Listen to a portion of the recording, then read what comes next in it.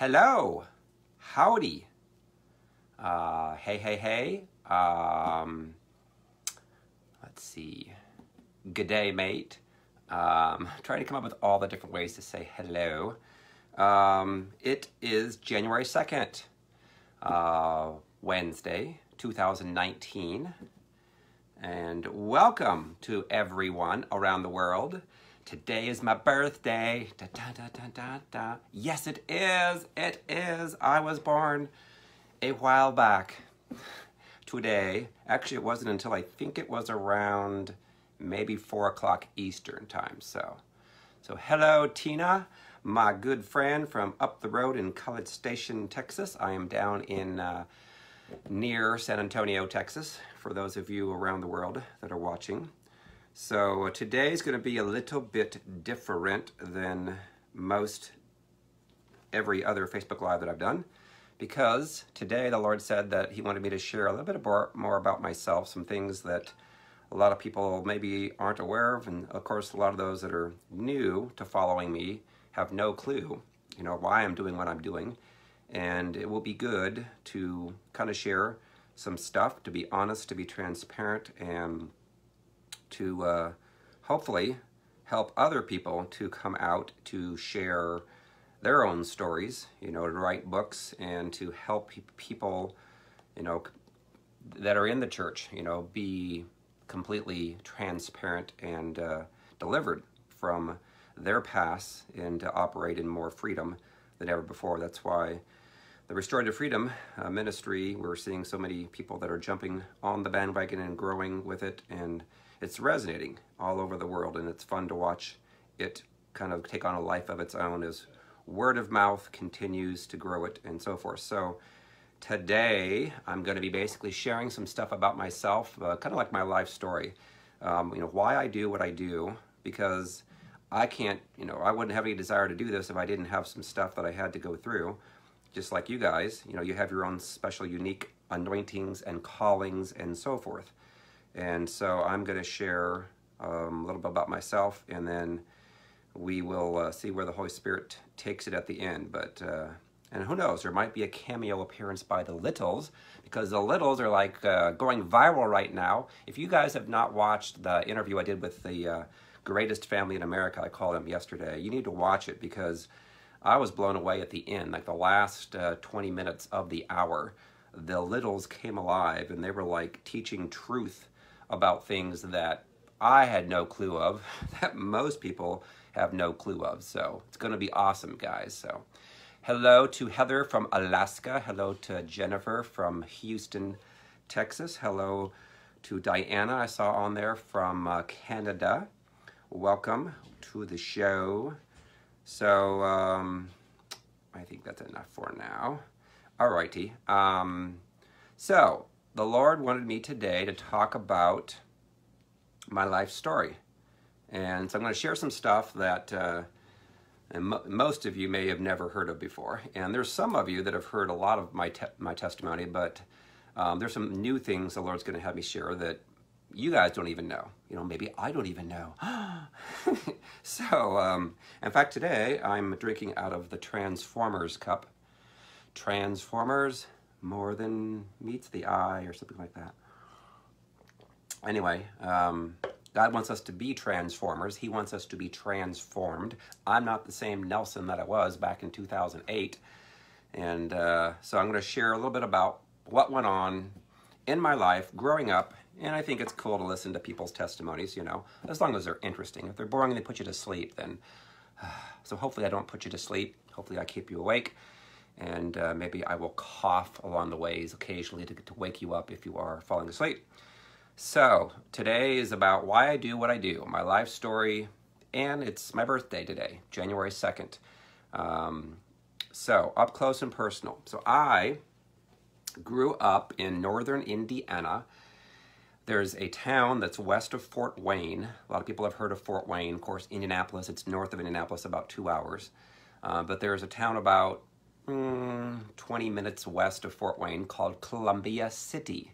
Columbia City, Indiana, which I know there's one person on here that also grew up in Columbia City, Indiana, and she actually works for me. Her name is Tina. I'll talk a little bit more about Tina and the correlation of how God kind of brought that relationship together to now work together. It's a pretty amazing. I love the way God does cool stuff. So anyway, I grew up in Columbia City and went to a Church of God. My mother played the piano there. I went there for like nursery school. I used to eat at Dairy Queen, that was like right across from Church of God. Used to get the tenderloins. I used to love the tenderloins they had there. And I didn't eat there every day, but my mom would take me there probably once a week. And so it was kind of a fun thing. I remember once going on the back of a motorcycle. My uncle, my mom's brother, took me on once. That was cool, eye-opening for all the women that were there receiving the kids. And all of a sudden, here comes Nelson, who that's not who I am. I don't own a motorcycle. Have driven like mopeds on the island of Bermuda. I remember that, but I don't normally ride motorcycles. And so that was an interesting thing to note. But we lived there till I was like 5 years of age, and then we moved out further west because my dad wanted to have his own farm. He grew up on a farm. He had like 300 acres on his farm. So he got a farm that was right across the road from his dad. Walter Schuman is his name. And my dad, Larry Schuman, ended up moving out there when I was 5.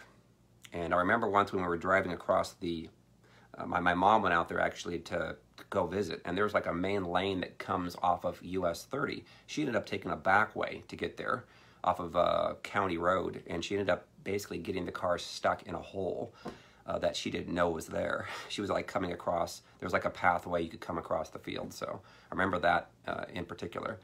But anyway, we grew up, and I had a good father, good mother, which I now know is a rarity. Oftentimes you may get one good parent, get fortunate, and the other parent is controlling, manipulative, mean, and awful.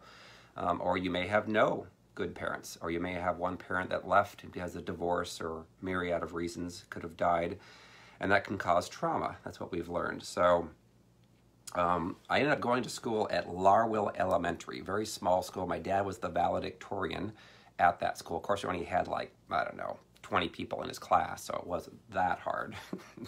I had 160 at least in my class, so.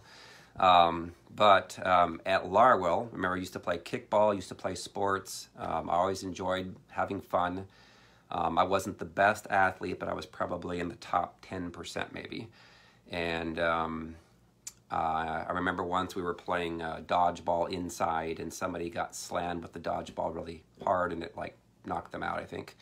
And I remember my 5th grade year, well, actually, my first grade, yeah, was it 1st grade? Yeah, my 1st grade year, I read a lot of books when I was growing up. My mom let me read a lot of stuff. And so I was pretty good at spelling. And I know another person on here is pretty good at spelling as well.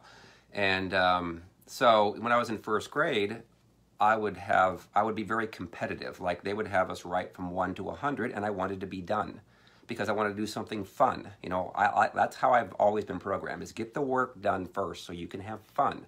If you put off the work, then all it does is ruin your fun for the next X amount of days or months until you get done what has to get done. So why not get your junk, get your bad negative work stuff done first so you can have fun? So I would get done with writing like numbers from 1 to 100, and I'd be done as fast as I could. And the majority of the time I'm getting 100% on it. So there's a lot of times that that was just, I love doing that. Well, I remember they ended up giving me an IQ test, which I'm like, what? What's an IQ test? And because they wanted to like promote me into the 2nd grade. And in my heart, I was like, I don't want to go to 2nd grade with a bunch of older people that I don't have a clue of. I won't be as good sports-wise, And I'm like, I really don't want to leave my friends in 1st grade. And so they ended up testing me. And I remember one of the questions. I don't remember like all of them. I have a pretty good memory, but one of the questions was, they asked me how many days were in a week. I thought they meant school week or business week. So I said 5. I knew there were 7. And so that might have been the question that stopped me from going up to 2nd grade.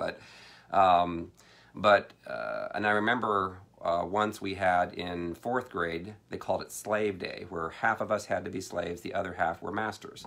And so for one day, it really sucked to be a person that was a slave because you had to do everything that your master told you to do. We were basically doing a study on the Civil War. And it was really interesting, because people that were masters got to play like all day long and have fun. And we had to like go through how to speak in Spanish and stuff like that. So anyway, I do remember that. And of course, the other day when it flipped and I was the master and had the slave, then it was fun to be able to say, do this and do this for me. So ultimately, when I was in 5th grade, they had a spelling bee contest and I got to win it. So I remember going to Warsaw, Indiana on the radio. First time I'd ever been on the radio, and they actually had the spelling bee competition played out. I didn't win it all because I did not read books all the time. In fact, I didn't like to read, which today carries over. How funny. I don't like to read. I will read, just like I don't like to write books. But when I do it, I can get her done as much as I can so I can go have fun again. You know, I enjoy talking with people and having fun. So ultimately, I think the guy was kind of setting me up a little bit at that point. And I'm trying to think what else. Oh, I ended up writing a play when I was in 5th grade for our class to perform in front of the parents. And that was interesting. I'm still not sure why they let me even do that, but I don't know. I ended up doing it, and I remember I was a teacher actually in the play, and I used my walkie-talkie antenna that broke off my walkie-talkie as like a pointer stick as a teacher, whatever. So that was kind of interesting. And I think the God's kind of portrayed, you know, that's come out to what I'm doing today is I'm teaching people, you know, to have life, peace in life and enjoy life and not to be miserable and to understand that there are demons that do torment Christians. You know, just because you're a Christian, the demon's going to say, oh, sorry, you can't torment that person, you know. That's why we see so many people that are tormented and so many people that are going through divorces and are miserable. So, hello, Gemma from LA. Welcome. Gemma Wenger, she's KKLA. She interviewed me actually when I was out there in September, I believe it was. And also had a TV show. I think you still have the TV show too. So, anyways, middle school. So in middle school, I met who became my best friend for a long, long time. His name is Pete. And Pete was Hispanic. He was from actually Texas, and he was a big Cowboys fan. I'm sure he still is. I see him like once every 5 years at our reunions, and he's got the same sense of humor that I love and adore. I remember, and he became like our class president, like 6th grade, 7th grade, 8th grade, all the way into high school, except for the senior year. And I remember once, at the time, I don't know if anybody ever did this, but there were a thing called giving people flat tires. And flat tires are where you would like step on a person's heel as they're walking and it would like come out of their shoe, their foot would. And that was called the flat tire. And so that was a prank that a lot of the kids would do. Well, I did it just to him, and I felt so bad because when I did it to him, it tore his shoe, completely tore the back of the shoe, ripped it, and I'm like, oh my gosh, I felt so bad. You know, because I'm like, oh my gosh, now, and he ended up, of course, having to tell his mom, you know, Nelson ripped my shoe by giving me a flat tire. I'm like, I'm so sorry. Oh, by the way, the balloons that are in the back, just to let you know, these are courtesy of the greatest family in America. I forgot about mentioning them. I came into the room, didn't expect them. And then the Today Is Your Birthday, I think, song is right here by the teddy bear that maybe I'll play at the end. That was given to me by Tatum, one of the Littles, to let you know that.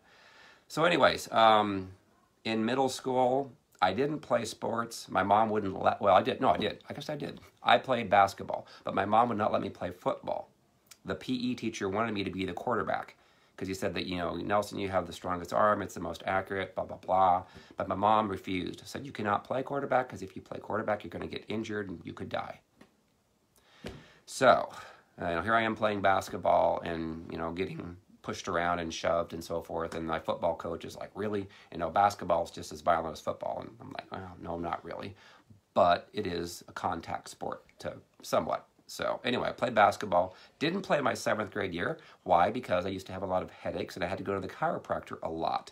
I learned later, like a few years ago, that was caused because of this Leviathan spirit that wraps around our spine and twists and causes us to have back pain, neck pain, headaches.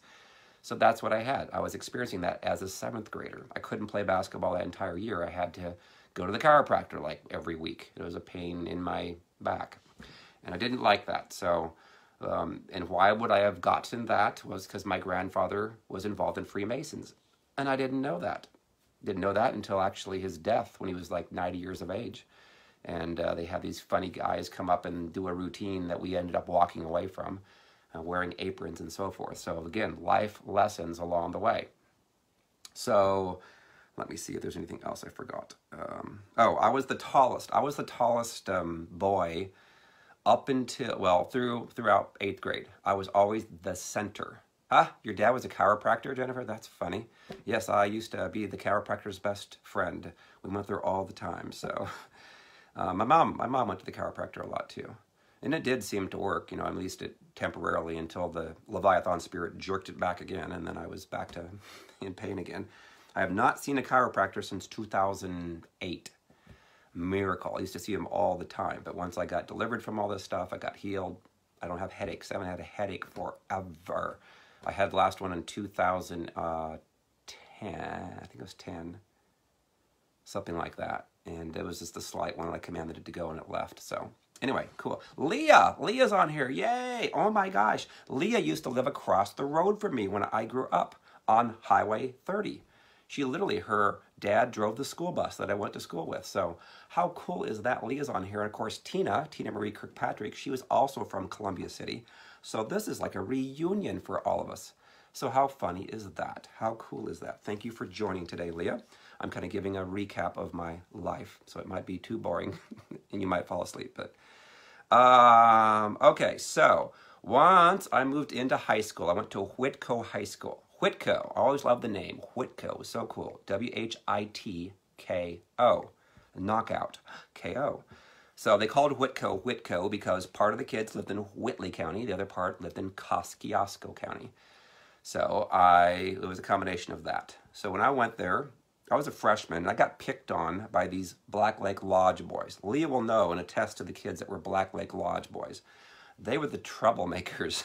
They were the kids that came out of homes, troubled homes, and they lived in their own home and at Black Lake Lodge. And they were mean. Why? Because they were hurt by father wounds and or mother wounds. And Leah's dad, Glenn, had to deal with these Black Lake Lodge boys, and they were troublemakers. And so the Black Lake Lodge boys, I remember once, they were like picking on me, and my brother, oldest brother Dwayne, was a senior. I was a freshman.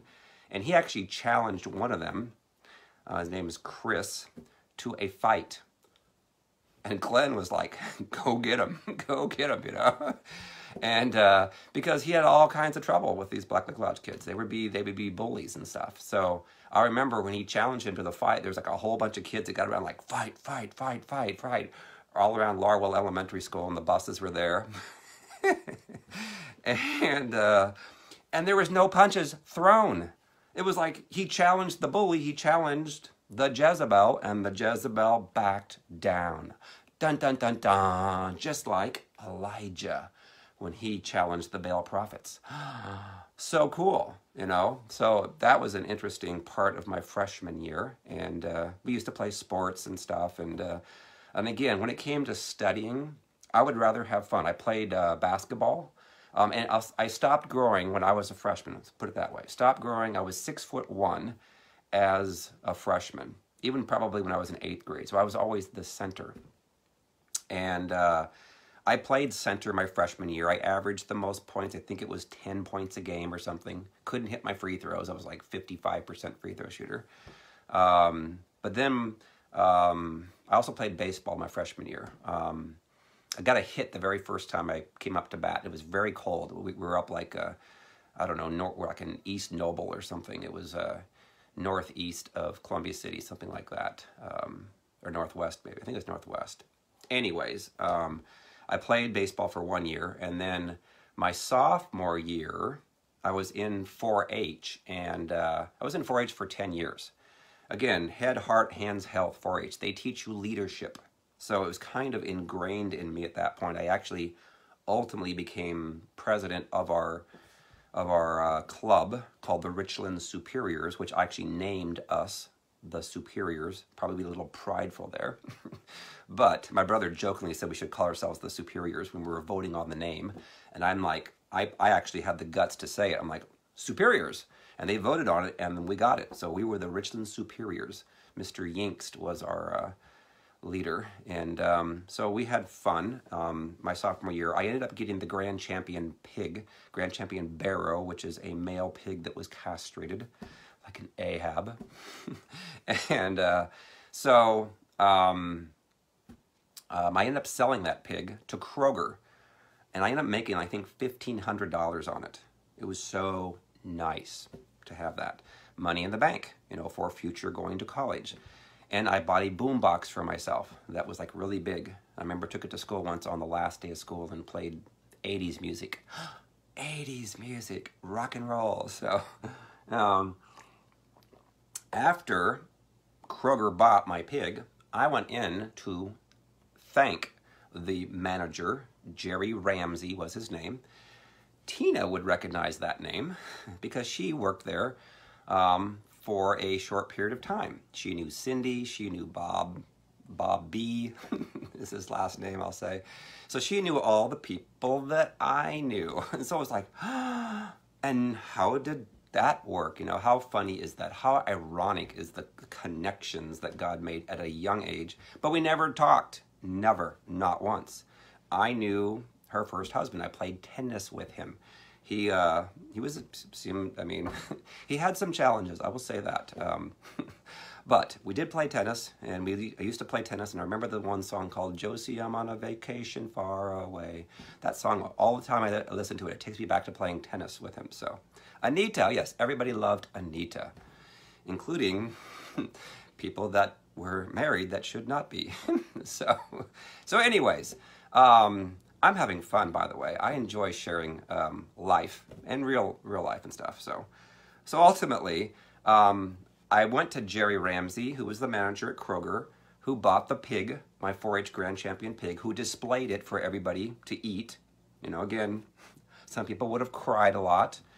I was somewhat sad, but I wasn't that attached because I got $1,500 for my pig sacrificing his life. And you think about today, you know, when Legion was cast out, where did Legion go? Legion, Jesus took him and sent him to the pigs. And then the pigs all went to the water and drowned. So maybe there's correlation there. I don't know. Maybe my pig had Legion, you know. Anyway, he was a nice pig though. So anyway, I thanked him, and then I asked him for a job, and he hired me like on the spot. We had a good reputation, the Schuman name. My older brothers, Dwayne and Keith, also worked at a competing grocery store called Scott's, IGA, which ironically Tina's older brothers worked at as well. I mean, there are so many crazy correlations. So anyway, and again, I never knew her, so never talked. And she was across the road like 100 times at Leah's house, you know, driving by our farm, you know, later that, you know, in high school and stuff. So anyway, ultimately, I go to school. I'm in FFA, Future Farmers of America, which I did not want to be a farmer. That was last on my list of occupations that I would ever do, but it taught me to work hard. It taught me the value of working hard, getting done with work so you can play, you know. And so we would have fun playing, baling hay, and you know, walking down the rows and pulling weeds, button weeds and stuff, and picking up rocks from the field, which I think there's more rocks that keep coming up every year than picking them up was worth. I mean, we had like a huge rock pile where there were like snakes there and stuff. I remember listening to Cincinnati Reds baseball games where we were baling hay and all that stuff. So anyway, my senior year at Whitco High School. So the guy that was my best friend, who was always the president of the class, did not want to become president the senior year. He didn't tell me why. I didn't know why. He wanted to be vice president. So he wanted me to be president. Well, I'd never ran for an office in my entire life. I had no desires to be anything, you know, and there's a lot of my friends who are like, hey, you should be president. You should run for that. We would like to vote for you. You're kind of nice and fun and cool, and you can relate to a lot of different people. Like, I wouldn't shun the nerds, you know, and I wouldn't, you know, I could fit in with the popular crowd, even though I didn't drink. I didn't drink alcohol. I never liked the taste of it. Never partied, not once. Not saying that I'm Mr. Goody Two-Shoes, but I didn't do that stuff. I could relate to a lot of different people. I could relate to the brainiacs. You know, my grade point average was, I don't know, we didn't have a 4.0. I think it was like a 12.0 or something. but mine was right around like a B plus. You know, I'm like, that's enough. I do not want to study anymore. You know, and I was planning to go to Purdue, but I ended up going to IPFW, Indiana Purdue at Fort Wayne. That is basically Purdue and IU campuses. It's like a regional campus. And then I later went down to Purdue University my sophomore year after my freshman year at college there. So anyway, I ran for the office and I got it. And I was running against a girl, I think it was, I'm pretty sure. And it wasn't Hillary Clinton, so ultimately, I got it, and then I was the president. And so then we had to make decisions, and I had I had student council meetings and stuff. You know, again, the boring stuff of running the student body. We had to pick a trip to go to. We ended up going to Chicago. We went to like we went to the museum that they had there, and then we went to Six Flags, which was fun. You know, the museum's kind of boring, but then we went to Six Flags and had fun. So anyways, I had fun my senior year. I worked at Kroger, and then I went on to college at Fort Wayne, IPFW. And at the time, we were going to church at First Assembly in Fort Wayne, and that happened to be actually the church that Tina's older brother and mom were going to. I'm like, what? And then ultimately, it was interesting because her brother was in a play called Heaven's Gates, Hell's Flames. He was Jesus in it. My brother was in the same play. We didn't know each other, didn't know anything about each other. So my brother was like Pete, if you remember the play where he was like a construction worker, and he ended up dying, I think, or something, and he went to heaven and or hell, I think, both or something. Anyway, Jesus was there. His name's Scott.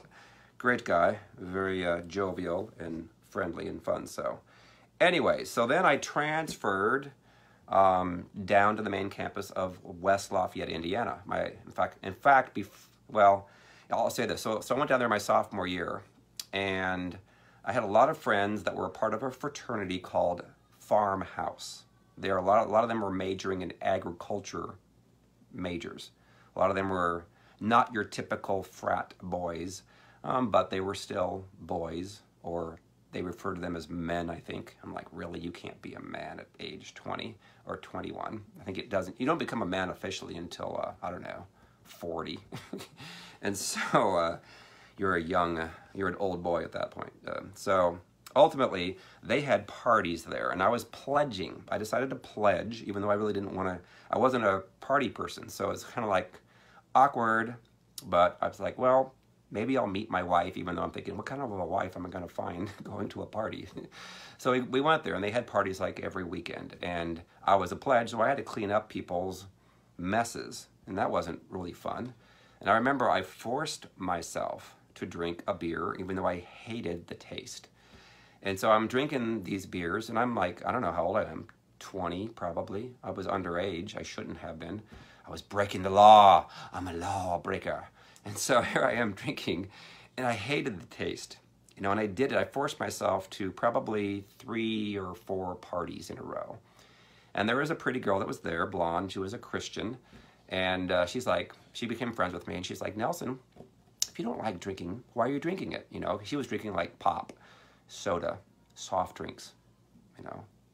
And so Coke, whatever you want to call it.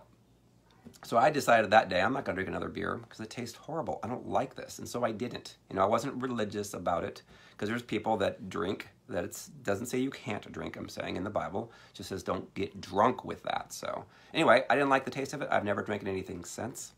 You know, now I drank some wine because my boss later in my life would drink, and so I would try to make myself say it's good for you drinking wine. So I'm trying to drink wine, and still I'm like, I don't like this. Give me grape juice. Give me Welch's grape juice, man. I'll drink that all night long. I'll get drunk on Welch's grape juice, you know, because it was really sweet and it didn't have the aftertaste. So anyways, I ended up majoring. I was an economics major at first. Actually, no, I was a communications major at first.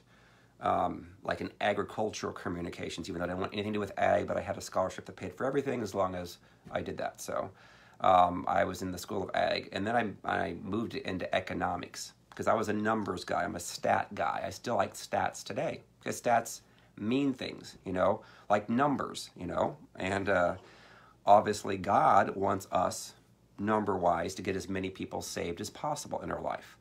You know, really up until 2009, I didn't have any desire. I mean, I'm sure I wanted to help people, but I'm like, I'm not going to go out of my way. I didn't know anything about healings, deliverances.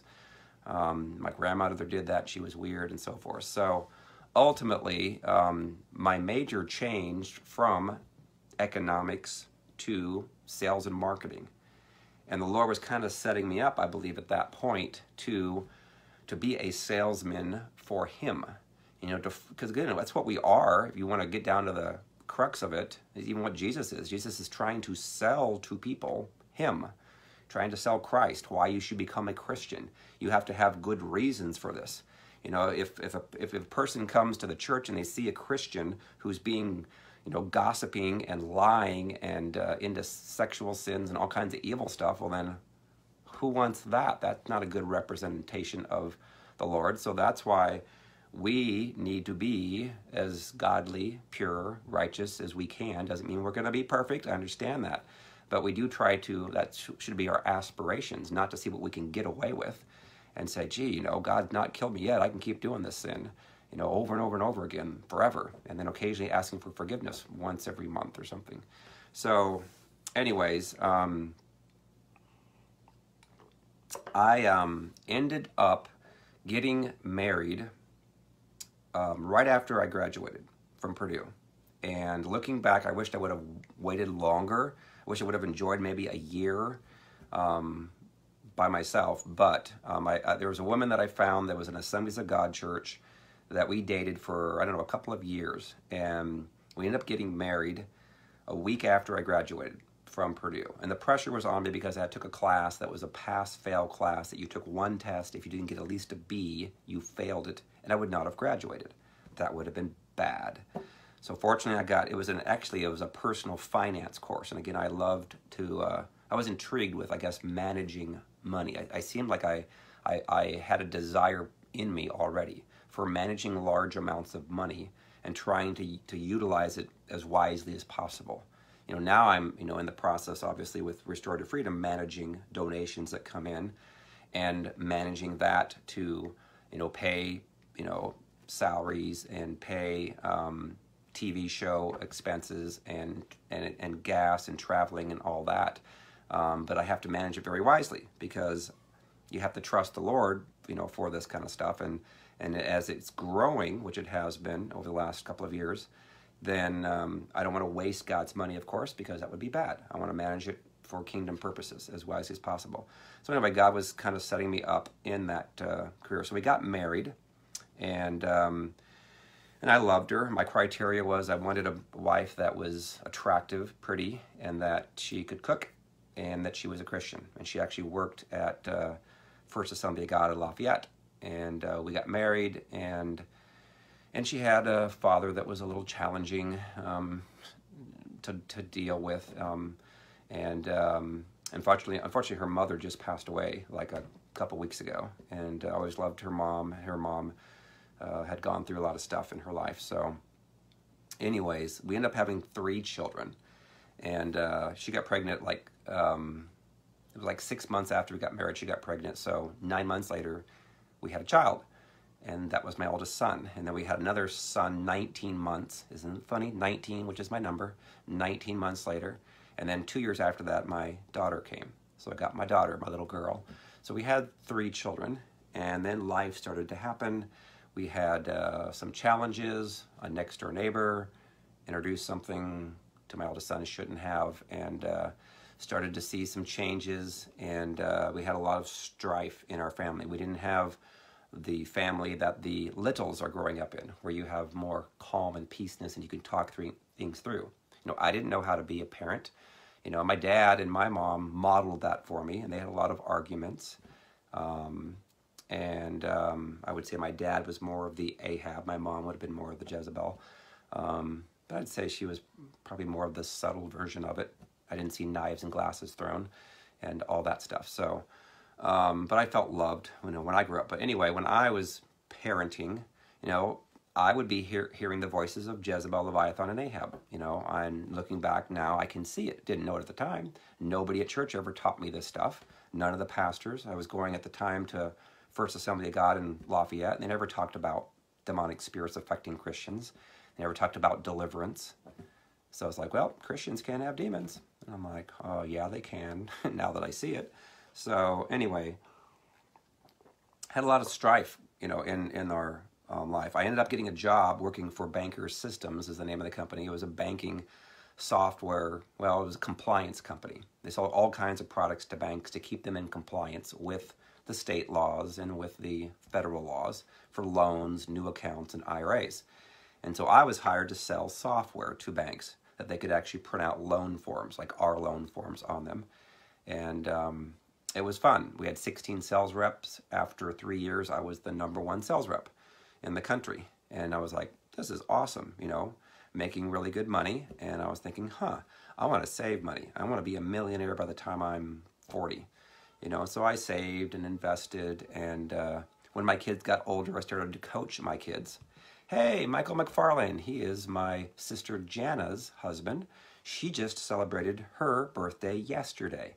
We are almost exactly 10 years apart to the day. She was born in Whitley County, or she was born in Kosciuszko County. She was the first baby born in Kosciuszko County, Indiana. I was the first baby born in Whitley County, Indiana. How ironic is that? Almost exactly 10 years apart. So hello, Mike. They live up in Fort Wayne, Indiana, have 4 children. So I worked for Banker Systems, sold loan software.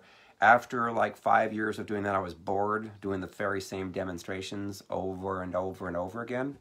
So then I ended up changing positions to sell all kinds of products that they offered at Banker Systems. And after a couple of years, it was fun because my territory was smaller. Both software, I used to sell it to Indiana banks and some credit unions, banks in Kentucky and Illinois. When I took over this territory from an existing rep where I sold a lot more products, well, they had a much smaller territory than I had. So I ended up only having to go from like Indianapolis to Shelbyville to Richmond up to Fremont, up in northeastern Indiana. So I would go up and travel like every 5 or 6 weeks to these different banks and sell them all kinds of things. Well, then after about, I think it was, I don't know, 4 years of doing that. Thank you, Michael. After 4 years of selling that stuff, I became the top sales rep for all of Banker Systems, which is 160 sales reps is what they had. And of course, I ended up overcoming a guy that had won it like, I don't know, 15 straight years or something from Missouri.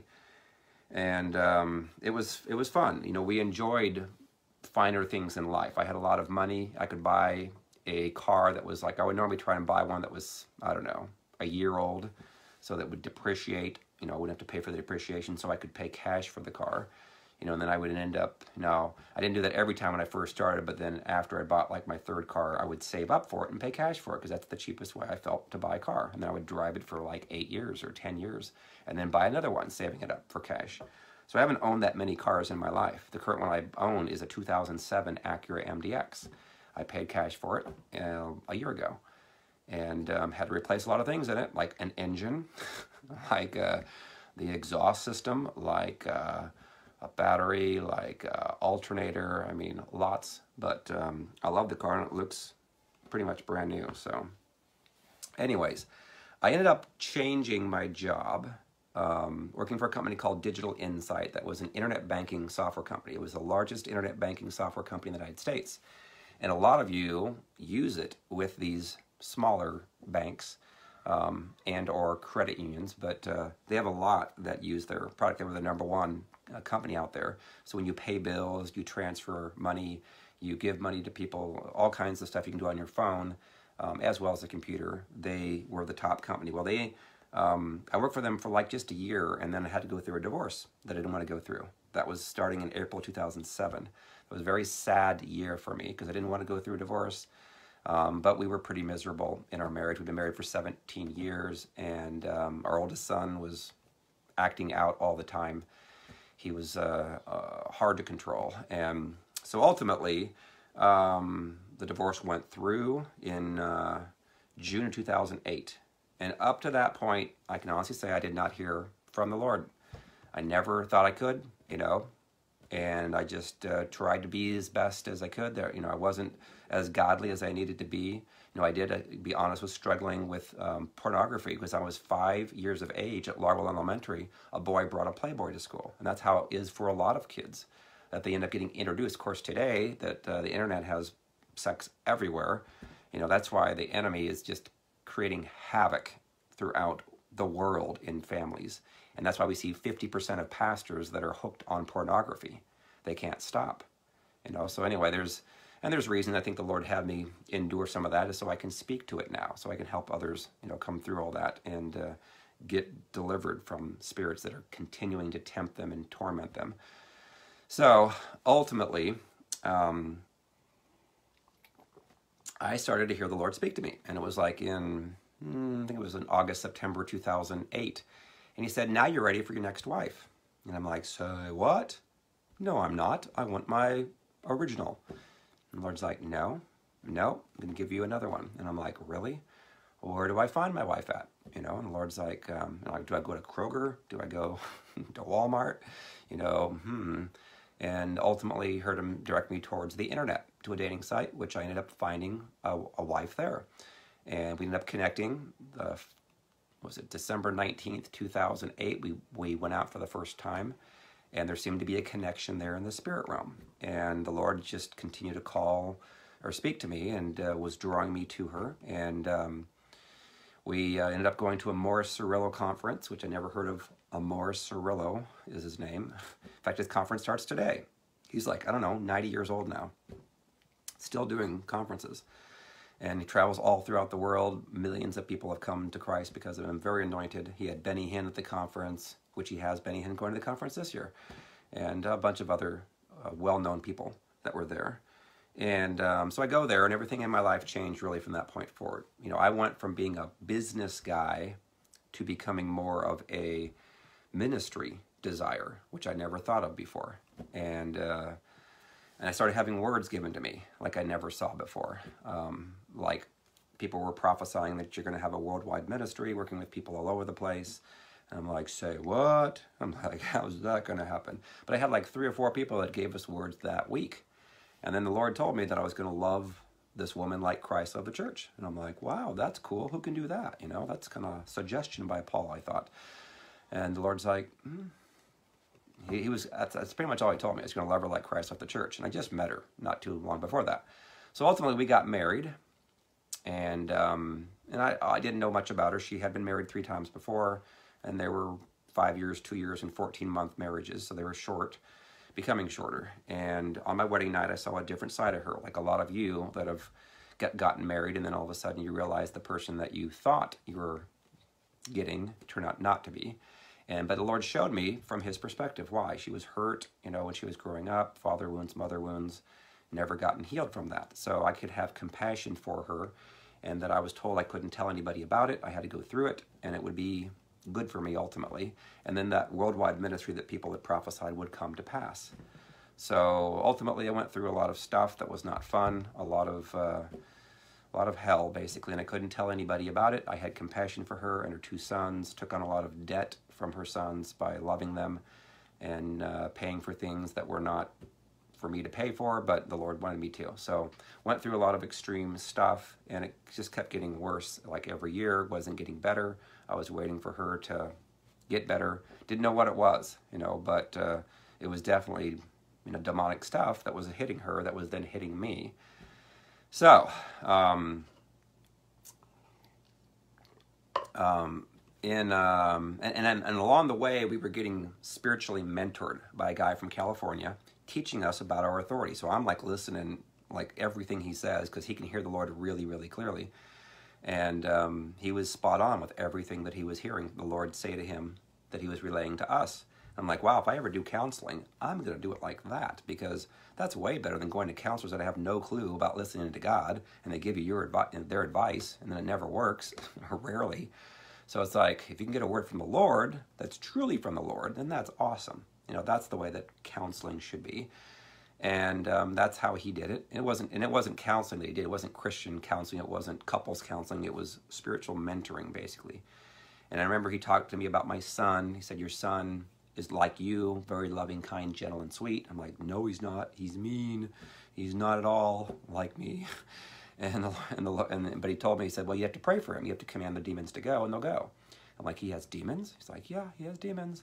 He's like, it happened when he was younger, and that's what's been happening. He's been tormented in his thoughts by the demonic voices, and he's been doing what they've been telling him ever since. So he said, you need to take your authority as his father and command the demons to go, and overnight you'll get your son back. And I'm like, really? Well, I'm going to try that. And so I did. I tried it. It was in June of 2009. Asked him if I could pray for him. To my shock, he said yes. He was 18 years old at the time. And in my car, in the back of my car, he was in my back seat behind me. I put my arms, just touched him and just said, okay, I command every spirit that is not of the Lord to go in Jesus' name, and I release peace over you. Amen. And then I looked really closely to see if I could see the demons flying out, and I couldn't see them. I'm like, oh, did it work? I don't know. And so I waited. The next day, go out to mow the grass, which is something my son had not done for like 2 years and never willingly did it. He'd always put up a fight. So I would normally do it just to save a fight. So ultimately, started mowing the grass. I was halfway done. He comes walking out of the house and says, hey, Dad. And I was like, yes. He's like, can I go get my haircut and apply for a job at Burger King? So yeah, sure. Okay. He goes, also, I want to go, he said, I want to go get a job, and he want to get a haircut. And those are the two main things. And then the third thing that floored me was, oh, can I also finish mowing the grass for you? And I was thinking, what? Who is this? You know, so I played it as cool as I could, gave him the mower, go in the house, fall down, start crying, saying, God, what the heck happened? Who is that? He said, that's your son. That's who your son really is. He said, when you prayed the prayer last night, or yesterday afternoon, he said, the spirits left him. I'm like, you're kidding. It's that easy? He said, yeah, when you know your authority. And I'm like, well, gee. I go, why didn't somebody teach me this like 10 years ago? It would have saved myself a lot of hell. He's like, well, because it's part of your ministry. You had to go through that to experience it firsthand. So when you're explaining it to other people that you're going to be teaching around the world, then you'll know what you're talking about, because a lot of them have gone through this hell because maybe their children were sexually molested. Maybe they were shown a Playboy. Maybe they had a relative that did something to them. Maybe the parents did bad things to them. He goes, and that's what produces a child that starts to hear the demonic voices and is tormented and does all these bad things. And I'm like, so really? I said, so then all we have to do is to take authority and command the demons to go, and they'll obey? He said, yeah. He goes, when you know your authority and your children aren't already out of the house, you know, if the children are, 19 and on their own, then they have to kind of want this. You know, my son, he didn't reject my prayer, which was a miracle, because most of the times he would not. But it worked. He was changed overnight, became a different boy. I can show you the pictures, because there's a lot of new people on here that have not seen the pictures. This is the before. So you can see the before. Not very happy. And then this is the after. Dun, dun, dun, dun.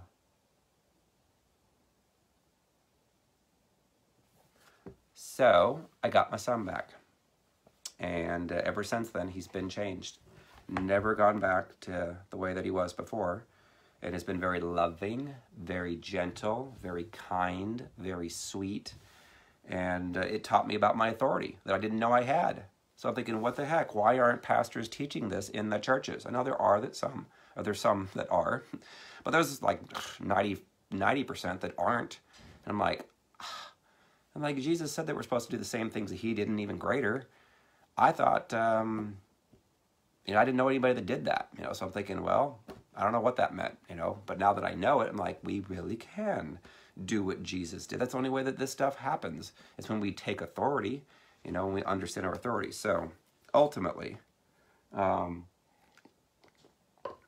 it changed my life. And I forgot about sharing this. My mom died when I was 30, in my arms, in the farm, on the farmhouse. She had a heart attack. So I was momless after that when I was 30. That was back in like 97, I think. Then my dad died in 2005 of a heart attack. So both of my parents are gone. So unfortunately, they are not here on earth to see all this play out, which my mom was much big time into Kenneth Hagin, as well as her mom was too, about the believer's authority. And he of course wrote a book called The Believer's Authority. That was amazing. So it would be nice to have my mom and my dad here to see all this. I know my mom's probably really, really happy up in heaven, but ultimately, so I went through a lot of bad stuff that I'm not going to go through all the detail of that. From 2009 until 2015, 6 years. My wife didn't get better. I didn't know what it was. By design. The Lord took me into that by design to experience it firsthand, and I couldn't tell anybody about it. So it wasn't until January 23rd, 2015 that the Lord told me, at that time my wife was telling me I couldn't sleep in bed anymore, and that was like the final straw. I mean, there's times I didn't want to sleep in bed because I didn't want to get yelled at in 3 hours and all that stuff. So ultimately, that day, within an hour, I made the decision to separate, and I didn't want to. Everything in me did not want to. I wanted to stay married and do the ministry the Lord had called us to do, but she was not cooperating. The demonic spirits in her was trying to stop me actually from doing ministry. Very jealous and so forth, and I couldn't sleep well at night because she would always go off on me for an hour, 2 hours, or 3 hours, and it was not fun. And sometimes it was physical and other things that I won't go into, but wasn't cool, wasn't fun at all, but I had compassion for her, I had love for her, and so finally, that day, January 23rd, 2015, I prayed for an hour, and the Lord confirmed the message to me that you have to separate. I'm like, I don't want to separate. He said, you have to separate, because he said the spirits in her want to kill you, want to shut you down, will stop you from doing what I'm calling you to do, and you can't allow that to happen. He said, you're going to separate. He goes, and then I'm going to start to grow the ministry through you, and it will grow around the world, and it will grow rapidly. And she's going to come against you, lie about you, say horrible things about you, to try to make your reputation look bad, and turn people against you from the church, people that are your friends. And I'm like, what? Why would she do that? You know, I've done everything loving to her and her children and poured out. You know, I'd given the children like $50,000, went into debt for them, over $50,000. So I came home, you know, I'm on the phone with her. Actually, I called her. I said, I think I'm going to have to leave. And she's like, you'll never do that. I'm like, well, I will if the Lord lets me. I go, I don't want to. I go, but whatever you have, it's hating me. And I'm tired of dealing with this for 6 years. You know, the other 3 husbands left prior to that, 5 years and 2 years and 14 months. So I came home, took 15 minutes to get my stuff, and assuming that she was going to like fall to her knees and apologize. And she didn't. She got more prideful, more angry, threw my pillow at me and stuff and said, get out of here. And then she started lying about me immediately, telling her son that she kicked me out and telling other people. And I didn't know she even did that until like a year later. You know, here I am. I was trying to, you know, get her help. I was trying to with my local church. And the local church, the senior pastor wouldn't meet with us because she'd already lied to him. So that's what Jezebel does. Lie, lie, lie, lie, lie, makes things up to control. And I was thinking, what is wrong with her? Why would she do all this? And so I remember the first time we went to go to counseling. She called me, berated me for, I don't know, 30 minutes and said, listen, the only way I'll go to counseling is if you don't tell anything that I did that was bad to you. And I agreed to it because I'm thinking, well, I'm desperate to have somebody else to actually hear what I've gone through and then try to help. But, and I remember we went to that first counseling session. It wasn't with the senior pastor, but his son-in-law. And I finally shared a little bit of some of the bad things she did. Throwing knives, throwing glasses, scarring my arm and stuff with her fingernails, yelling at me all the time. And then she threatened to walk out of the room so that I couldn't share it anymore. And I'm thinking, really?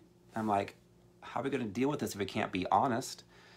And so ultimately we met like 1.5 sessions, and that was it, and it was over. And then the people at the church were believing lies she was sharing about me. And I'm like, God, what the heck is going on? Why are you having me go through? I go, she's supposed to get set free. And I didn't know what it was until 2 weeks after I separated. And then the Lord finally revealed to me through a mutual friend of ours that it was the spirit of Jezebel, spirit of Leviathan. And I didn't know anything about Leviathan, never even heard the word before. I'm like, what the heck's a Leviathan? Job 41, Lord said, read it, all about it. So I read about it. I'm like, what? She's got like an alligator? What the heck's that? You know, and then I started reading the last verse, verse 34, says it's king over all the children of pride. And I was like, oh, I've seen that rear its ugly head a lot. You know, her whole family, very prideful. I'm like, maybe onto something here. So I started searching on the internet, started reading books, read the John Paul Jackson book called Exposing the Jezebel Spirit, had a mask on it and stuff. And then I also watched a video on YouTube by Robert Morris from Gateway Church down here in Texas and Dallas, and my eyes started opening. I'm like, they're describing my wife to a T. Oh my gosh. So I remember I was excited. I'm like, finally, we now know what's wrong. So I put it together in a nice email, sent it off to her, said, hey, honey, guess what? This is what you got, Jezebel Leviathan. And she did not quite receive it very well and wouldn't admit to any of it. And I'm like, oh no. And so started spreading more lies about me at church. Well, then I remember going to the church and all these dirty looks at me. And I'm like, why are there dirty looks at me? They believe a lie. You know, my wife has said something that's not true. I go, and she's the one that's been abusing me. I go, I didn't do nothing to her, but take the abuse. And so, but she's a really good liar. So I learned a lot. And I remember the Lord telling me, he said, Nelson, this isn't a battle between you and your wife. I'm like, yeah, it is. He's like, no, it's not. He goes, and this isn't a battle between you and the church. I'll take care of the church for you. I'm like, okay. I go, well, then who is it a battle against? He goes, this is the battle between you and the rest of the world, because that spirit is on so many people. And I'm like, really? How many people? He's like, billions. I'm like, seriously? So I started having my eyes open more and more and more and more and more. And I was like, oh my gosh, I could see it. But there's a lot of people that couldn't see it. And I'm like, so then, when was it? It was about, this was like in April of 2015 that I took my first woman through the deliverance of it. And I remember she had gone through where she was sexually molested by her father and was married to a guy for just, I don't know, a year or something, maybe 2 years. And they were striving and fighting all the time, and they couldn't stop it. So I'm describing for her the characteristics of the spirit. Jezebel causes you to control your spouse and other people. You're in fear a lot. You manipulate. You lie. You know, that's not fun to tell somebody you're a liar, but you do. And you have pride. And so I was looking at her eyes, and she's kind of like at me, and I'm thinking, uh-oh, she's going to throw a knife at me. She's going to throw a glass at me. She's mad. And then she's like, I think I've got what you've described. And I'm like, oh, I'm thinking, oh my gosh, that's a miracle. I'm like, that's like 90% the hard part on getting people delivered, is to admit that maybe they have that spirit. So I took her through the prayers, and she got delivered. And she said, I don't hear the voices anymore. I'm like, oh my gosh. And God's like, yep, that's going to be your ministry. I'm like, seriously? I'm going to deliver people from demons? I'm like, ew. Well, it's like, yeah, you're going to deliver them from demons, but you're going to do it in a normal way.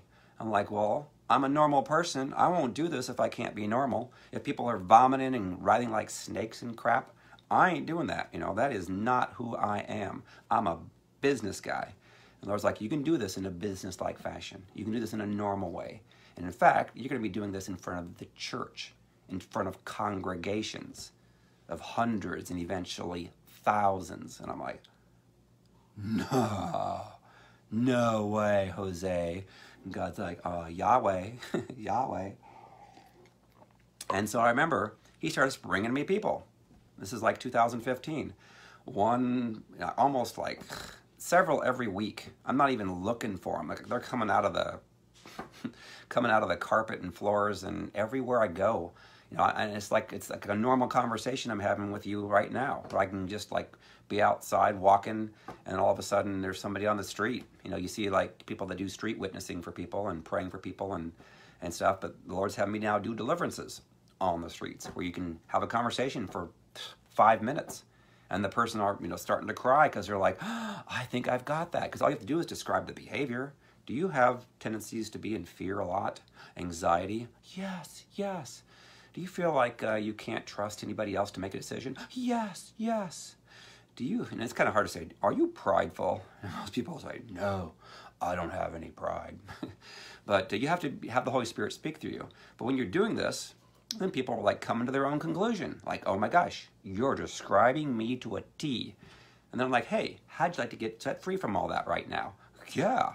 How do you do that? Then, well, you have to forgive those that hurt you, and you have to repent for any pride that you have. Well, I'll do that. I'm like, okay. And then took them through it. And then we took authority, read the prayers, and then commanded the demons to go. And we'd see a pretty high percentage of people that were getting delivered, like on the first go round. And I'm like, that's kind of like a miracle, God, isn't it? And God's like, yeah, pretty much.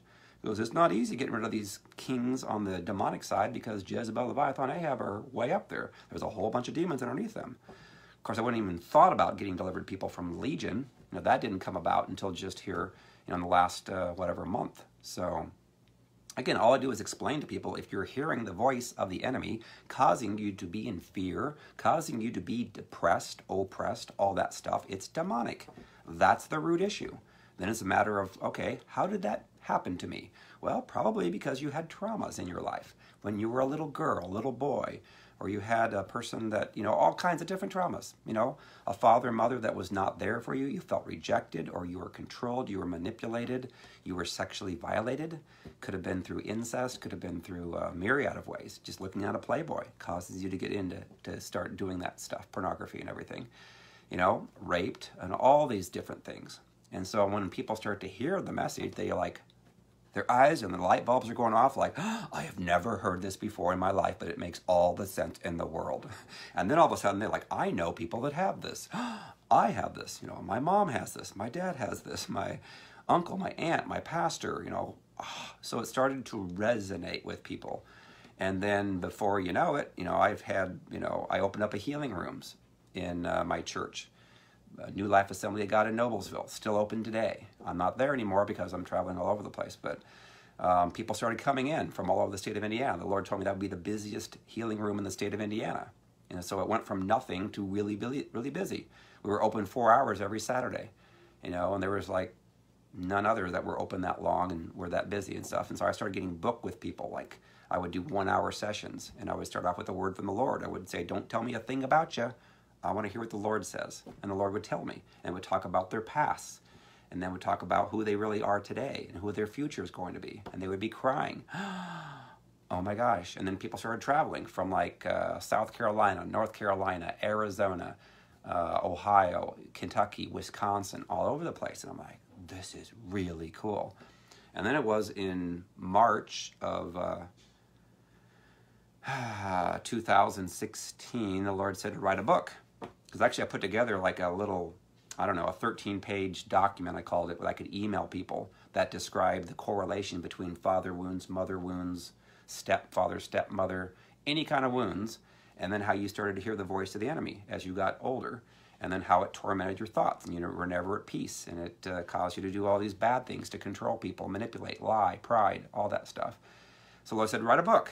So I'm like, how am I going to do that? I never read a book before in my life. And the pastor at my church said there was a lot of people at Bethel that self-published their books through CreateSpace. So I did a search on CreateSpace, and it seemed like it would work. It was free. I'm like, I like free.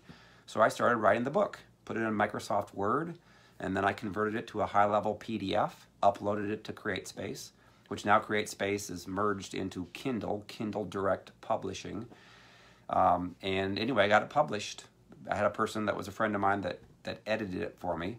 And then it was available on Amazon in paperback and Kindle. And I'm like, wow, that's easy, free, you know? And then people started to order it. And then I ordered it myself and started selling it at the local church that I was at. And then more people started telling more people. And it started growing. And I was like, oh my gosh, maybe this whole worldwide ministry thing that God said, prophesied back in 2009, might come to pass. Although it's taken a long time for it to get there. You know, in fact, I mean, I had to score a test for $14 an hour, and I had to give plasma because I didn't have any more job anymore.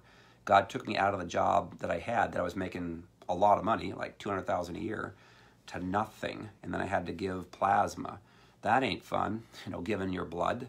But this kind of reminded me a little bit. I'm like, well, gee, Christ died on the cross and gave his blood, so I guess I can do that, you know. I'm not dying, at least. And I had to do that for several months, and it humbled me. Humble. We had to be really humbled from the pride and the arrogance that the enemy has put upon us. And so, ultimately, it started growing and growing and growing and growing. The first time I was ever put on a TV show was actually Lester Summerall's network, LaCie Broadcasting, up in South Bend, Indiana. I used to watch that as a kid. I only lived like an hour or 2 hours, I think. An hour and a half away from there. And that went out to like 114 million people. And I was like, what? This is amazing. And then I started getting on some other TV stations in Atlanta Live and in Greenville, South Carolina, WGGS, and Savannah, Georgia, I think it was, somewhere around there. And it started growing. And then Indianapolis, they had a TBN in Indianapolis. I was on that locally. And then I remember there was a guy that was trying to pull me in to following him with the promise of having a lot of money given to me to take over a home group ministry and to teach this stuff. Well, it was all a lie. He was a Jezebel. And he led me on for like 4 months. And I'm waiting and waiting and waiting for me to start getting paid, and then he basically was all a bunch of lies. And I'm like, seriously? I'm like, who would do that? Who would lie that much? And he was lying not only to me, but other people that were pastors and so forth that were around the Indianapolis area, trying to waste our time. And I'm like, he is evil, God. And God's like, yep, there's going to be other Jezebels at higher levels that are going to come into your life that are going to try to take down your ministry. And I'm like, what you talking about, God? He's like, yeah. He goes, it's going to happen. And I'm like, seriously? I'm like, I don't like that. He's like, I don't like it either. But he said, you have to be prepared for them because some of them are really, really good, high-level liars. And I'm like, okay. So he said, you have to be prepared for all that stuff. I'm like, all right. So then starting really in April of 2017, I traveled out west to California. I was out there for 3 weeks to do ministry. My friend Robia, a lot of you know her, or some of you know her, but she used to be a dancer for Prince before she became saved. She used to be on the Buffy the Vampire Slayer movie. She was Jenny Calendar on there, and she's one of my best friends now. Her and her husband James, and their lovely daughter Gemma. And so ultimately, she had me come out there and do ministry, and then I ended up doing individual sessions with people, all kinds of different people, people that were on Fox Sports Network that played professional football, people that were Hollywood actors and actresses, supermodels. It was wild. I was like, what?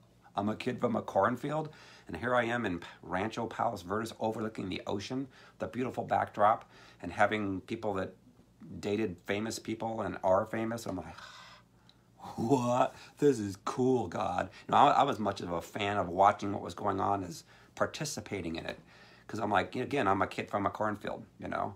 What was interesting, I didn't talk about this, during the divorce with my first wife, 17 years, that year, my daughter wanted to get into acting, so I took her into acting. I had enough money at the time, I could afford it, and we ended up, she got signed to a contract from Hollywood. So we were living in Indianapolis at the time, so we would travel back and forth from Indianapolis to Hollywood to do acting auditions and so forth. So I kept running into famous people there. I mean, all kinds of famous people, like Dwayne "The Rock" Johnson, big, strong guy, at the airport. He was on the same plane as me, as well as Betty White was on there. In fact, let me see if I can find this real quickly. What was interesting was that we kept running into all these famous people. And I was like, why do I keep running into these people that are well known? And now I kind of see, because the Lord kind of prepared me when I wrote my book, Restored to Freedom. He said, you're going to be doing sessions with people who are famous, rich and famous. And you cannot be like in awe of them. You have to basically see that they're just people. So these are the people that the Lord had connected me to. Some of them there in California, some of them other places. But Bill Murray was on one of my planes. Talked to him afterwards. Very nice guy. Jack Hayford in Jerusalem was at our hotel. Morris Cerullo several times, of course. Billy Ray Cyrus, when they were making the Hannah Montana movie. And we actually went to their church in Montrose, California. My daughter was into Miley Cyrus at the time. Miley Cyrus. Jessica Simpson, she was at the airport in Minneapolis. We got to get a picture with her. She seemed very nice. Mike Myers, you can actually see a YouTube video of my daughter grabbing Mike Myers' hand and holding on to it too long when he was high-fiving the entire crowd. It was a premiere for The Love Guru. David Cook, right after he won the American Idol, was on our plane when we flew out to LA. Right after he won the American Idol, like within a couple of days, was visiting his brother in Terre Haute, who actually died later. But he was a very nice guy. Chesley Sullenberger, the guy that landed the plane in the Hudson River. I met him at a Intuit conference I was at.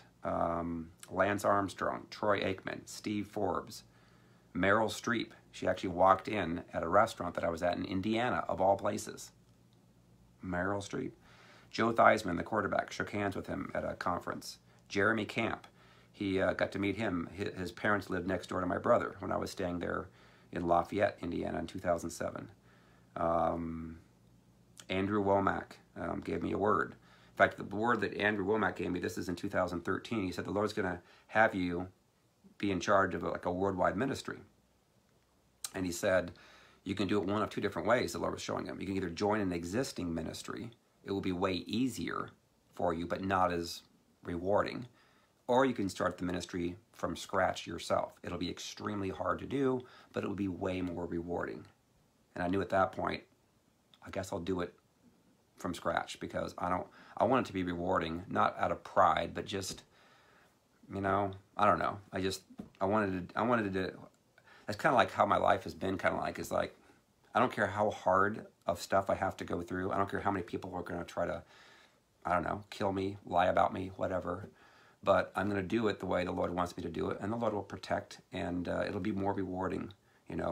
Oftentimes things that are harder to do in your life are much more rewarding going through the process than if you have never experienced that pain before.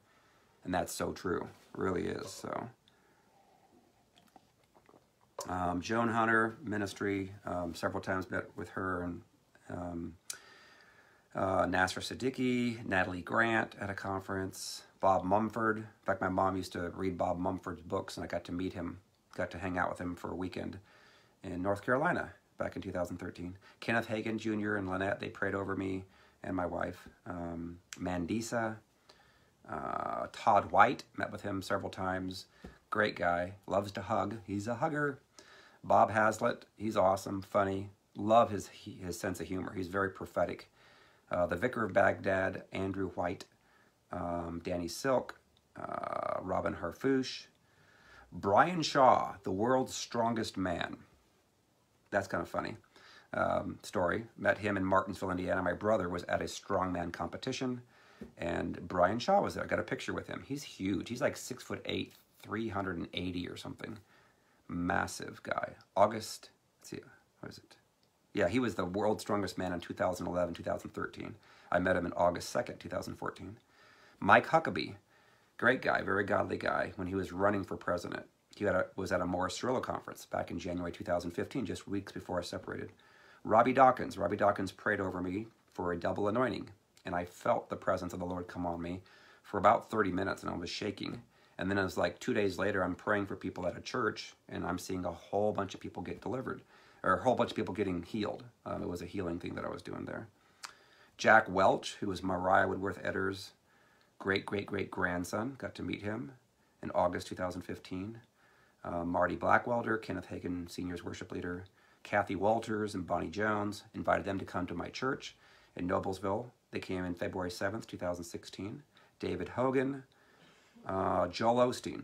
You guys probably know Joel. Got to meet him just last year, September 10th, 2017. Actually, I guess more than last year, since now we're in 2019. And Frank Summerall, and so a lot of cool things that the God has connected me to. And I believe a lot of it is because of where he's taking the ministry, is that we have to not be, you know, you have to be cool with people. We can't be weird, we can't be stalkers, we can't be, you know, and I have a lot of people that reach out to me now, you know, and sometimes it's like nice to just turn my phone off and not respond for a while, because I get pinged, especially today is my birthday, so I'm like getting pinged like every second, ding, ding, ding, ding, ding, ding, ding, ding, ding, which is fun, you know. So anyway, yeah, Joel Osteen, you might know him. I gave him my books, Restored to Freedom, and some of the people there at his church are following my ministry now, which is awesome, some of the leaders there. So God wants deliverance all over this planet. So anyways, so the ministry started growing, and I needed help. So I ended up hiring, who's become a really good friend of mine, Tina Kirkpatrick. Not sure if she's still on here. She's probably falling asleep. She's doing a lot of work actually right now because we're preparing for the tax statements for the donations coming in. And so she's very busy doing that. So she's probably not on here right now. But anyway, I hired her. She's my first full-time employee. September of 2018, my Vice President of Marketing, Operations, and Client Care. Again, we talked about how we're both from Columbia City, Indiana, and all these similarities. Also, another similarity that's interesting is that her daughter and my daughter are both named Ashley and both have blonde hair. So how funny is that? She used to work for HP. I used to work for Intuit, so corporate America. And we both have not broken a bone in our body yet. So how funny is that? And she was a spelling bee champ. So there's a lot of similarities. God was kind of preparing to put us together to minister, and to minister in a normal way. Because again, if we don't minister in a normal way and we weird people out and we're weird ourselves, that's not cool. Not at all. We have to be normal. So anyway, started growing and went from like 500 Facebook followers on my personal side to now over 38,000 between my personal and the ministry page, Restored to Freedom, and the Jezebel support group. Only God can do that, you know, because I'm just a dumb kid from a cornfield, you know. What do I know? You know, I've never gone to any type of, I don't know. I've gone to some ministry schools, but I've not, you know, I don't have any masters of divinity or any types of that stuff. So welcome, Heather from Canada. YouTube went from nothing to now we've got over 1,400 followers, subscribers, I guess they're called. And we've gone from last year, at the end of the year, we had about 10 people that were certified with Restored to Freedom to do deliverances. And now we're up to over 90 people, getting close to 100. And we're in 8 different countries now. And the results are phenomenal. I mean, and I just talked to a guy that's a pastor from north of Houston that said, oh my gosh, you know, read the book, couldn't put it down. There's so many people that we know that have this. We are talking to people every day, and they're seeing great results. You know, we're seeing great results. And then, of course, here recently, the Lord gave me, you know, I went through some stuff to get it, but the anointing for Legion and breaking off witchcraft curses.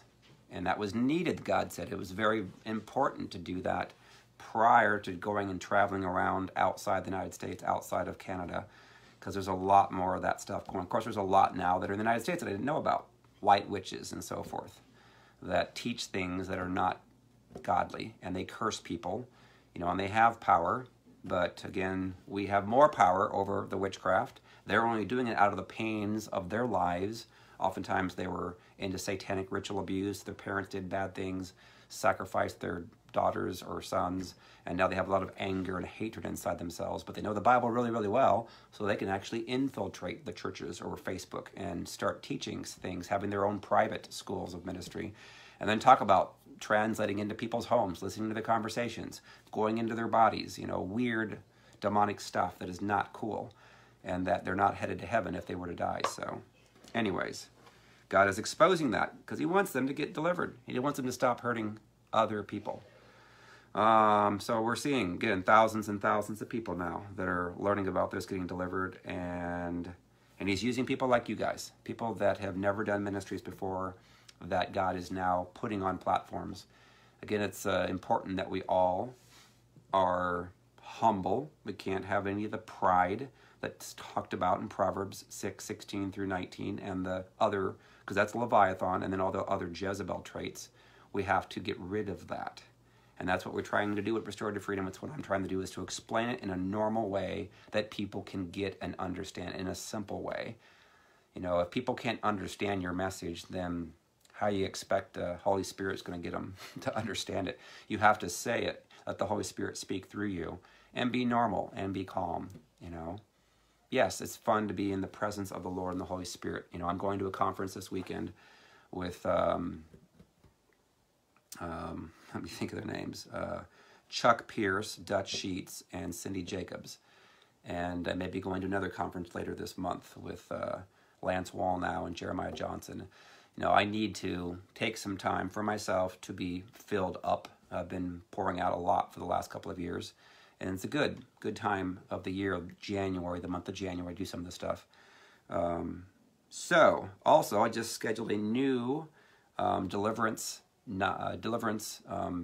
venue that is coming up in February. So I'm gonna read off the ones that we have.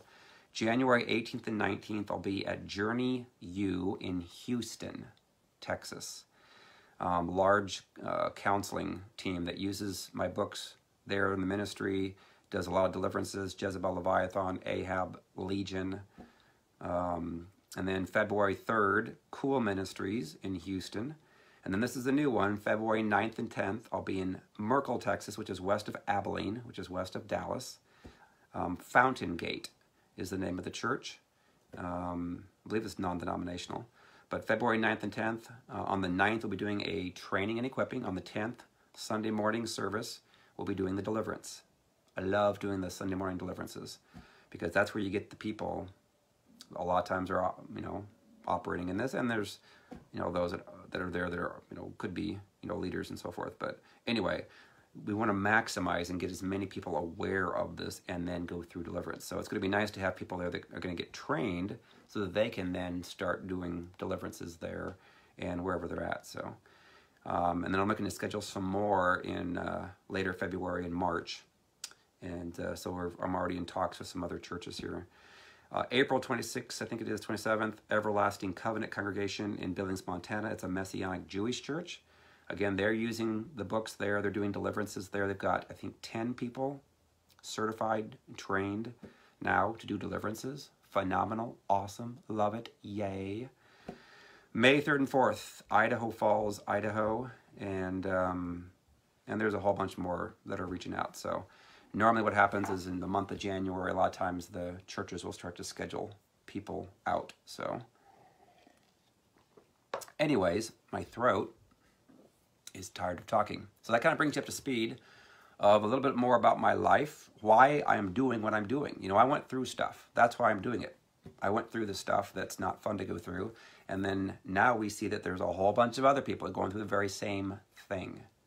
And it is an epidemic. It is horrible. I mean, the state of the church is really not good.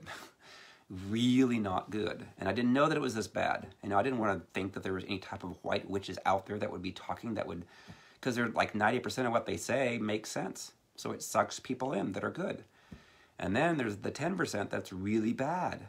And that's not good, to be really bad, evil, you know, and then to suck in good people.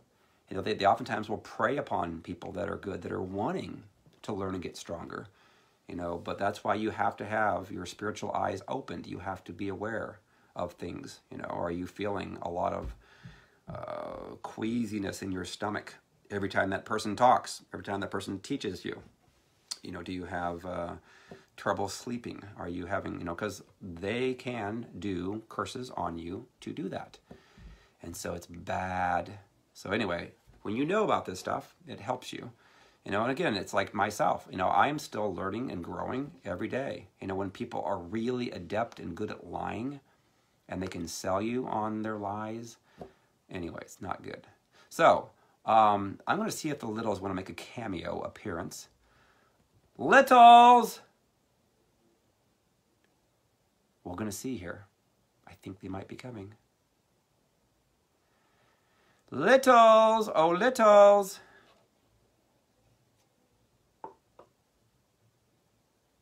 Titus! Tatum! And I'm going to play this. This is what Tatum had me have yesterday.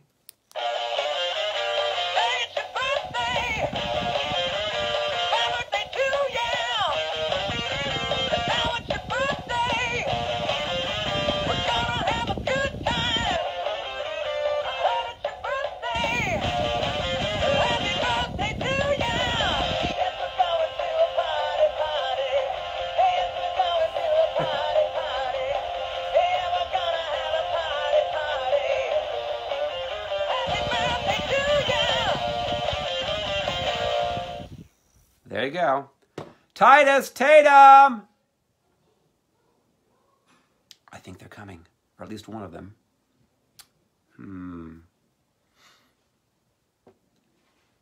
want to come on? Yes! Tatum! Alrighty. Here's my buddy Tatum. Say hi. Hi. How old are you again? 7. Only 7 years of age.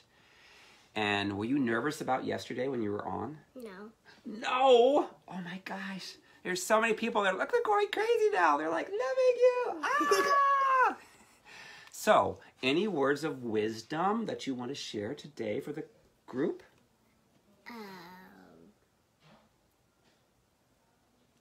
Usually people just ask me questions and then I just answer them and then we get it. Okay. All right. Then I'll ask you questions. So, make sure you can stay on there because people are going to miss seeing your face there. So, okay. So, we talked yesterday about how there's sometimes when people are saying that they're sorry for something, but you can discern that they're not sorry for it, right? So that means that you're actually seeing what's in their heart, right? Yes. Do you want to talk a little bit about that? A little bit more about that and what that looks like? Like how many kids at school that say they're sorry, would you say, what percentage of them are really sorry when they say it? Make sure you can stay on it. Well, sometimes at my school, whenever if they apologize, it feels like that they're like they just say, "Oh, I'm sorry," And they don't mean it. Like, I'm sorry, it's not a proper apology. And sometimes it's like not a proper apology, but if they mean they're sorry, then that's fine. But if like you can't feel it by yourself, then I mean, right? What's the whole problem of just like what if somebody said, "Okay, I'm sorry," and then the other person doesn't notice that they're sorry, and then we just need to like help people understand how they can like how make sure they know how they can really mean it with their heart. How they understand what they're doing. Right. Yeah, because if they're just saying the words to say it and they don't mean it, because we have adults all the time that will say, maybe in their hearts, well, I already chose to forgive that person. And then if that person walks in the room, they get angry at them and they want to punch them because they're like, they were so bad and mean to me. And you're saying that to truly forgive somebody, you know, or for those that have hurt you, they should ask for forgiveness and they should mean it with their hearts. But even if a person doesn't mean it in their heart, how are you supposed to respond to them? Are you supposed to be mad at them until they truly are sorry? Or do you simply give them to the Lord? Give them to the Lord. Yep. And we also apologize to what they have done. Yes. Right. Amen. So anything you want to say to the crowd that's watching you right now? How does she know my name? There was a girl that said, "Hi, Tatum." How do they know your name? Oh my gosh. Maybe because I said that Titus or Tatum might be coming on here. So that's probably why. And you're famous now. Yay! You're on YouTube. It's time to come out with a Tatum. Look. Yes, they're all loving it. We need to come out with a Tatum YouTube channel of your very own. Are you serious? I don't know. I'll have to ask your mom. She said it's fine. She said it's fine. Yay! We'll have to have a whole following of the littles. But my mom said I have to ask you if you want to do more of this. Ah. Yeah, but I mean like for the whole service, not just like come in. Right, yes. Well, we'll have to take a poll of those that are following to say, do you want to have on a regular basis me interview Tatum and or Titus and the littles? And if they all say yes, then maybe we'll do that. Somebody's probably going to pop up and say yes. Says, hi, Tatum. You're awesome, Tatum. Yay! They said yes. Yep. Yay! Yay! Alrighty. Well, we're going to say goodbye to everybody. So, goodbye, everybody. And you can push finish if you want.